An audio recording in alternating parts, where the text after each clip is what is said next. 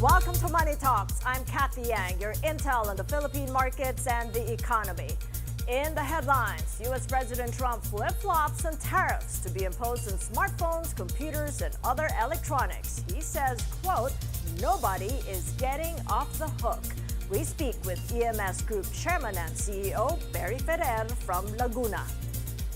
Megawide Construction Corp returns to the local capital market. Edgar Saavedra's company lists its preferred shares today, raising up to 6 billion pesos. Aaron Sai, consultant at First Metro Securities, joins us for more on the markets. And Philippines represent a must-see attraction at the Expo 2025 in Osaka, Japan. The Philippine Pavilion named Woven.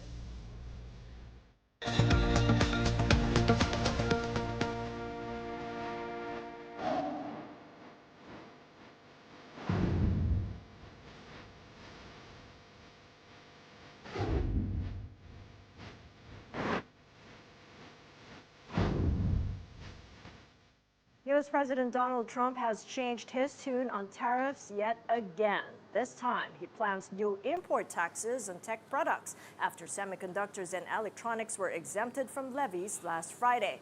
On Truth Social this Sunday, after playing golf, Trump posted that no industry is off the hook from his tariffs. He would look into semiconductors and the entire electronic supply chain during what he called national security tariff investigations. The Trump administration silently exempted tech products from tariffs on Friday, providing relief for companies like Apple. Analysts warn that iPhones, most parts of which are manufactured in China, may cost twice with tariffs in place. Customers, for instance, paying $550 in the U.S. to buy an iPhone 16 Pro may eventually be charged about $850 due to the levies. With the U.S. imposing a 145% across-the-board tariff on Chinese goods, Beijing increased import taxes on U.S. goods from 84 to 125%. The tit-for-tat between the world's two superpowers has pushed other countries to prop up their economies. The central banks of the Philippines, India, and New Zealand eased rates before the weekend. To recall, the BSP cut its overnight reverse repurchase rate by 25 basis points to 5.5%. India's Reserve Bank of India eased its policy repo rate by 25 basis points to 6%. And New Zealand's Reserve Bank of New Zealand lowers its official cash rate by 25 basis points to 3.5%. And just an hour ago, Singapore's central bank eased monetary rates for only the second time since January 2020. In a widely expected move, the Monetary Authority of Singapore says it will continue the gradual appreciation of the Singapore dollar nominal effective exchange rate band. The rate of appreciation, however, will be reduced slightly. The MAS also projects lower core inflation to an average of 0.5% to 1.5%, attributed to weaker imported and domestic cost pressures. And U.S. markets closed last Friday higher after the White House unveiled progress in trade negotiations with other countries. The Dow gained by over 600 points, or 1.5%. S&P 500 climbed by over 1.8%, and the Nasdaq rose over 2%. The benchmark 10-year Treasury yields inched higher by 4.49%. While gold prices have hit another all-time high at $3,222.20 per troy ounce. Asian markets were mixed, with Chinese stocks rising and the other equities elsewhere falling. The ASX 200 index down about 0.8%, along with South Korea's Kospi falling by 0.5%. Japan's Nikkei 225 down by nearly 3%, but Hong Kong's Hang Seng up by over 1%. CSI 300 in China rising by 0.4%, along with the TAIEX of about 2.75%. The regional stock 600 fell by 0.1%, along with the London FTSE 100 up by 0.6%, and Germany's DAX shed by nearly 1%. CAC 40 in France slid by 0.3%. Let's take a look at the U.S. futures markets. Looks like they're pointing to a rise when the markets open there. Manila, time tonight, the Dow is up by 0.3%, along with the S&P 500 gaining over 0.5%. The Nasdaq rises by over 1.1%. And the Asian markets opening higher as a brand new week starts. The ASX 200 is up by 0.7%, Kospi Index up by 1.25%, and the Nikkei 225 up 1.8%.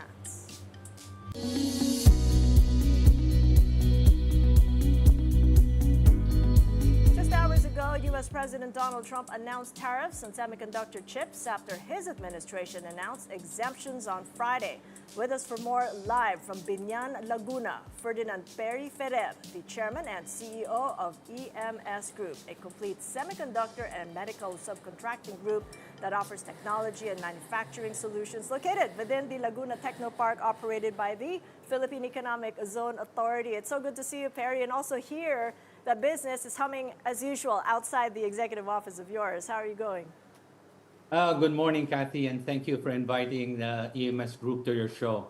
Right. Good so morning. What's it been like? Business as usual at the factory floors ever since April 2nd? My gosh, all the twists and turns that we've faced.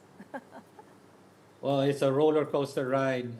We knew when Trump came to office that there would be, there were sound bites on what tariff impositions but we were surprised that it went worldwide tariff impositions. So it was a surprise. So now we're really wait and see on what's happening and what will happen. As every week there are changes on the rules of engagement on these tariffs. So we're waiting.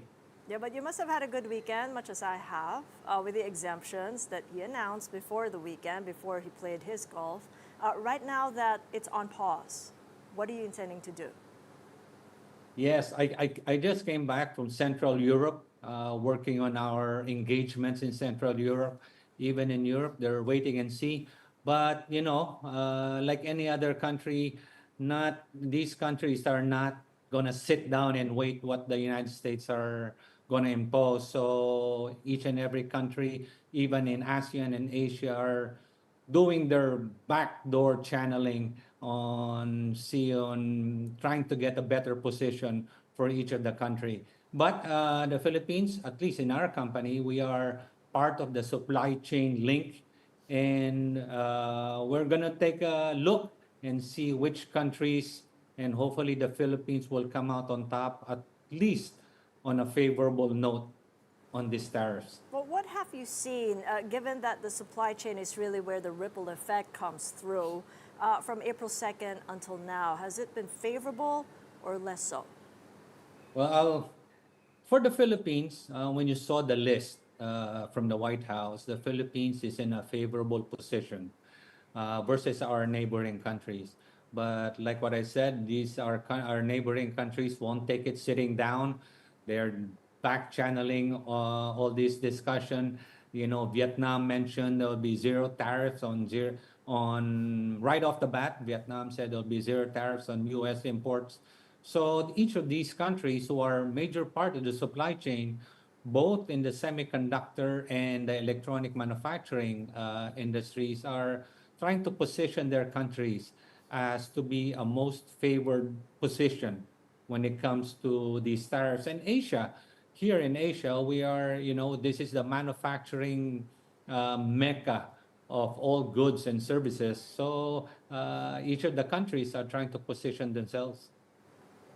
Well, have the phones been ringing off the hook? I mean, more clients calling, considering that we do have a 17% lower tariff compared to the countries that you mentioned. Yes, there's a lot of inquiries coming in just because of the favorable position that the Philippines has now. Now, will that be permanent? I don't think so. So there's going to be a lot of movement in the next, whether 4 weeks, 8 weeks. So we're wait and see. Take a look at which countries are. It's a chess move. Which countries are play has a better hand, and we in the supply chain are also evaluating, especially what are the details on this tariff, especially the rules of origin, certificate of origin. Does it really drill down to the component level, or is it just on the finished products? That we don't know yet. So we're taking a look at that, and always glued to the news if there's anything different day to day. I know it could be different over the next minute, but in terms of that exemption or at least the pause that we've been given, could that be an opportunity, a window of opportunity to study our key ecozone exports to the U.S., including electronics, semiconductor manufacturing services, because these account for half of what we export to the U.S.? That's true. Currently, the 17% pause, at least, or exemption on the semiconductors, it's welcome news to us. But on our industry, there's the semiconductor side, there's the electronics manufacturing side. We're trying to get details. The exemption is on the semiconductor side, which is 70% of our exports, 70 to 72%. We're trying to get details. How about on the EMS side? This is where the huge job generation is on that industry. So this is where we produce finished goods, consumer products, industrial products. And we're looking at the details if the EMS, electronic manufacturing services, or goods manufacturing are also part of that quote unquote semiconductor temporary exemption. Now, you mentioned jobs there and that a bulk of it is in EMS. What is the risk of actually losing jobs in a worst case scenario? On a worst case scenario, I hope we don't get there. In a worst case scenario, there'll be a shift in the supply chain. And now regions, and within the regions, the countries are now trying to align on this new tariff rules. But this is just on the surface. Each of the countries and the companies know that more changes will come. So there's a huge uncertainty now in the supply chain, which countries will make what, which is favorable to the US. At the same time, each of the companies, like in our industry, we're looking at different markets. If US is going to impose this, what other markets can we shift our goods and services to? There are other regions that will probably accept or be more favorable in terms of tariffs. Well, it sounds like a call for help, Perry. You can't go this alone. What would you like to see for the government to do, whether or not Trump does anything, to bring in more foreign direct investments in services and manufacturing? I can just speak for our industry. The government has helped, especially on the passing of the Create More, that gives a level playing field when it comes to incentives. At the same time, the government has created a separate office for semiconductor and electronics, focusing on semiconductor and electronics, where different government agencies are part of that task force. So there is a serious effort now in ensuring and making sure that the semiconductor and electronics industry continue to expand. And that was just a recent administrative order that was brought down, I think, a couple of weeks ago, if not last week, and showing the industry that the government is really serious in promoting and supporting the semiconductor and electronics industry. Got that. Well, thank you so much for taking us through the challenges as well as the opportunities, Perry. I much appreciate it. Yes. Perry Ferrer, the Chairman and CEO of EMS Group, live from Binyan, Laguna. You're watching Money Talks. Coming right up, Aaron Sai of First Metro Securities talks to us about the markets. And Pope Francis makes an appearance at the Palm Sunday service at the Vatican. Keep it here on One News.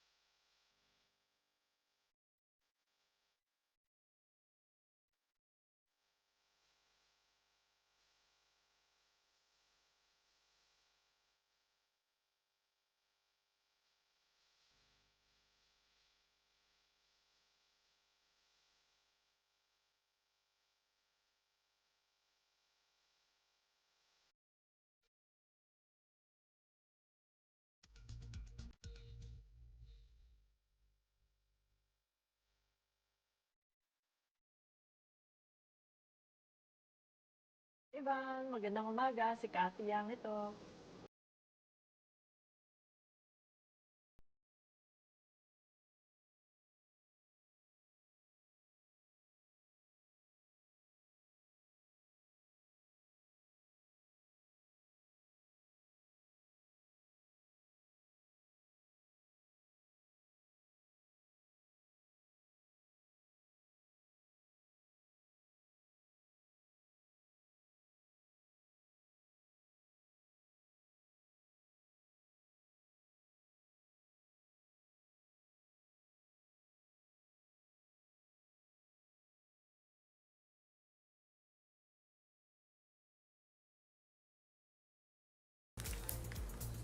Direct pa confirm.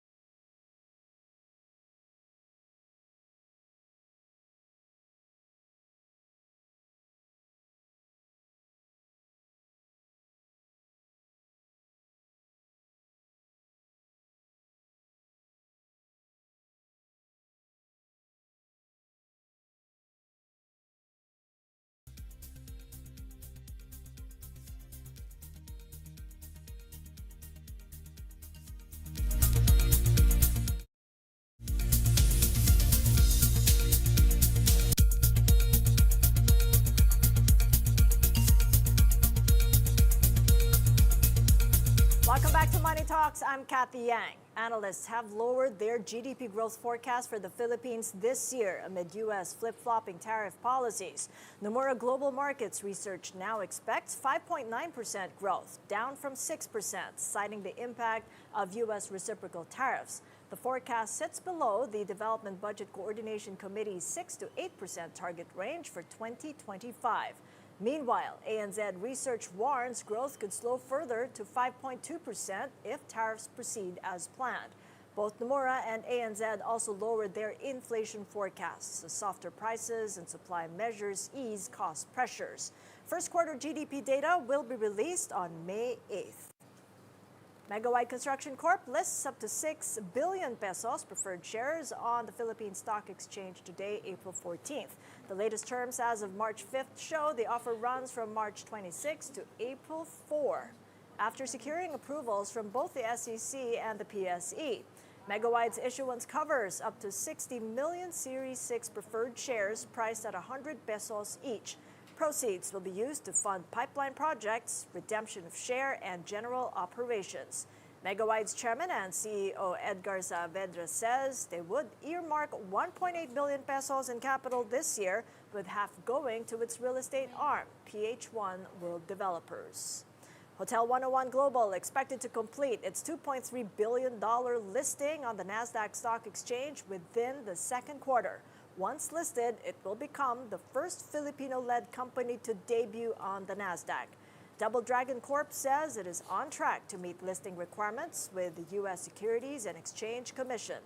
The hotel unit will go public through a merger with JV SPAC Acquisition Corp and trade under the symbol HBNB.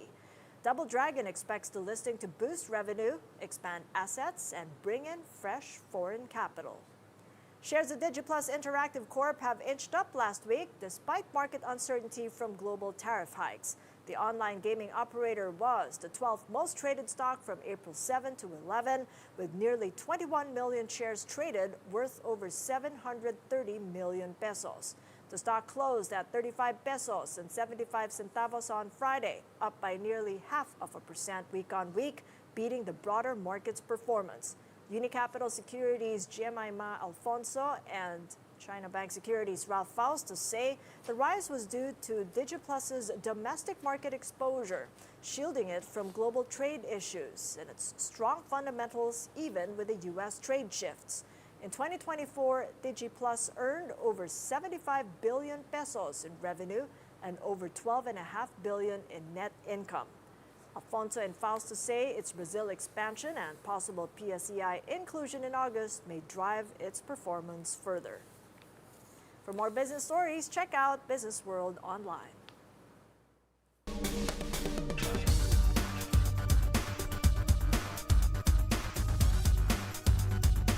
Let's take a quick check on the Philippine markets. This Holy Monday, the PSEI opens higher by about 0.5% at 6,111. The stock market has capped Friday's session higher by less than 0.1%. Meanwhile, the Philippine peso opens slightly stronger at 56.93 to the dollar. We're now below the 57 mark there. The peso closed Friday stronger at 56.97 against the greenback. Well, with us now for more is Aaron Sai, the consultant at First Metro Securities Incorporated. Good to see you, Aaron. Welcome back to the program. Hi, good morning, Cathy. Thank you for having me here. So what do you make of MegaWi's preferred share listing today? Well, basically, the new preferred share of Begawai is meant to a huge part of it is meant to refinance its retiring the MWB4 preferred share. So I think that could be still plan of the company to sustain what they have been doing in the past. So I think this is more in view of the recovery that they are seeing in their operations. Now we have seen the numbers improving actually in 2024. Up from just 12 centavos EPS in 9 months 23 to 19 centavos to 2024. So we're still looking at the possibility of it improving as it reports full year earnings now for 2024. But at least for the liquidity, current ratio is still above 1 times. Now it currently stands at 148. And I think the debt, the net debt to equity ratio is still positive. So I think that's still good for the company. Yeah, we're still tracking the tenors and how they're trading in the first few minutes. But Cebu Landmaster reports tomorrow Tuesday. What can we expect from them? Well, Cebu Landmaster is still holds the leading being the leading developer in Vismin. I think the demand that their market is still showing is still indicative of growth. I think this is also the reason why developers in Metro Manila are diversifying away from the metro and going to CLI's territory. But as far as CLI is concerned, revenues for 2024 actually increased, although higher costs capped their profits to the rise measly 2.8% as of 9 months 24. But again, demand in that part of the country is still growing, better than what we're seeing in Metro Manila. But if competition continues to pour in those areas, then that might be challenged. But we're not seeing that yet now. All right, to the broader markets now. Swings in the treasuries and the dollar in just the past week have led some to question the safe haven status of the U.S. government. What are you now advising clients when it comes to the PSEI and the peso?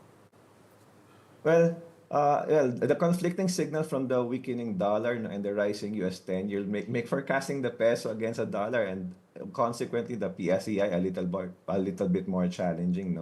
Now the peso is appreciating more because of the weakness in the US dollar. So that should be good for the PSAI historically. However, if the benchmark US 10 yield continue to rise, then the discount rate may become elevated, and that can pull the valuation in equities market lower. So I think for now, looking at the charts of the PSEI, we're sitting at around we bounced recently. We bounced at around the 5,800 support.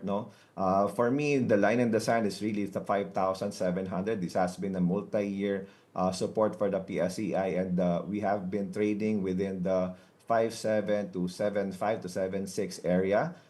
If the risks continues to abound moving forward, especially if there are more surprises from the macro front, and that can produce a lot more fear and a lot less valuation, especially for less safe havens, or emerging markets like ours. Then if we break below 5,700, then we might see some More pain ahead, no? Maybe around 5.4, no, or even lower, no. But for now, the prayer is definitely, hopefully, no, the strength in the Philippine peso against the US dollar can somehow inspire buying, no, at least from the currency appreciation. Yeah, I like what you said about prayer with Holy Week coming up. Have a good Easter. Thank you so much. Aaron Sai of First Metro Securities. Yeah, thank you, Cathy.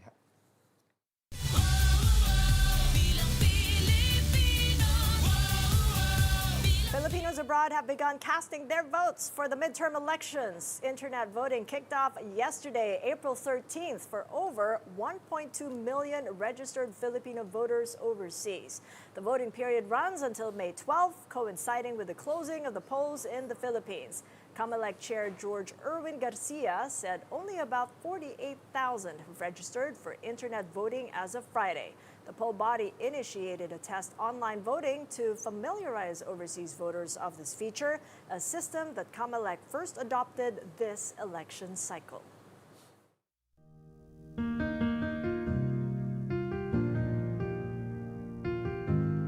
Bus terminals are now getting busier ahead of the expected influx of Holy Week passengers. Let's get some updates from Mobile Journal. Ivan Tarinque reporting live from Parañaque Integrated Terminal Exchange, or PITX. So, Ivan, what is the situation there? Cathy, Holy Monday has arrived and our fellow countrymen have begun heading back to their provinces to celebrate Holy Week. As of this time, situation inside the Parañaque Integrated Exchange, or PITX, remains relatively light, but some passengers still arrive early to secure a ticket back to their hometowns. One passenger heading to Bicol was already in line to buy tickets as early as 6:30 in the morning. But according to the PITX management, it is still more advisable to book in advance, as being a chance passenger is risky. As of this morning, around 20,000 passengers have already passed through the terminal, heading to their destinations. The public is still reminded that prohibited items like sharp objects, firearms, and flammable materials are not allowed. Based on the latest report from PITX, nearly 200 prohibited items have been confiscated. Assistance desks have also been set up in various areas of the terminal. DOTR Secretary Vince Dizon also made rounds at PITX earlier this morning to ensure the conditions of passenger and the roadworthiness of the vehicles. Cathy? Right, and bring a bottle of water. I hope that is not restricted with the heat index up. Do take care and have a Holy Week ahead. Mobile Journal, Ivan Tarinque live from PITX. Well, Pope Francis greeted the crowd at the Palm Sunday service in the Vatican. The Pope was waving and greeting them with Happy Palm Sunday, Happy Holy Week. The 88-year-old pontiff was in a wheelchair. He takes 2 months rest while he recovers. The Pope spent 38 days in a hospital in Rome for double pneumonia, his most serious health crisis in his 12 years of papacy. The Philippine Pavilion officially opened at the World Expo Osaka 2025 on Sunday, April 13th. This pavilion's theme, nature, culture, and community woven together for a better future, is a multi-sensory experience that blends heritage and innovation.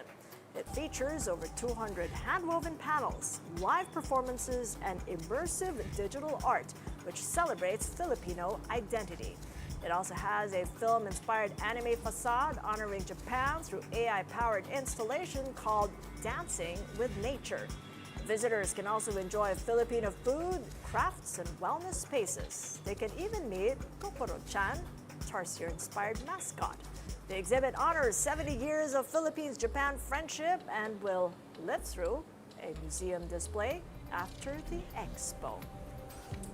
Make sure you visit if you're in Osaka. That is it for Money Talks. I am Cathy Yang. Catch us again tomorrow, 9:30 a.m. here on One News. We're also streamed live on YouTube and on our Facebook channels. Have a great day ahead.